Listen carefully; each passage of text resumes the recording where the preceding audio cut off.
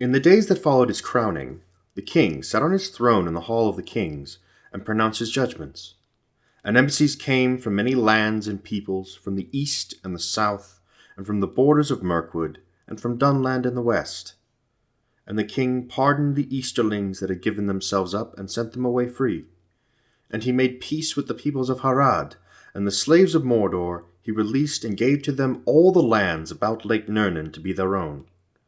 And there were brought before him many to receive his praise and reward for their valor. And last, the captain of the guard brought Beregond before him to be judged. And the king said to Beregond, Beregond, by your sword blood was spilled in the Hallows, where that is forbidden.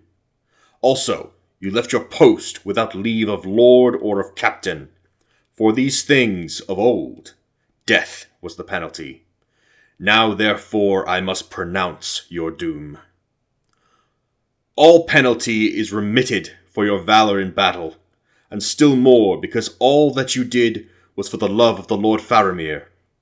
Nonetheless, you must leave the guard of the citadel, and you must go forth from the city of Minas Tirith. Then the blood left Beregond's face, and he was stricken to the heart and bowed his head. But the king said, So it must be, for you are appointed to the White Company, the guard of Faramir, Prince of Ithilien.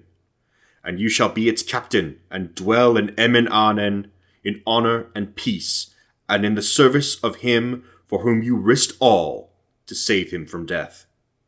And then Beregond, perceiving the mercy and justice of the king, was glad, and kneeling, kissed his hand, and departed in joy and content.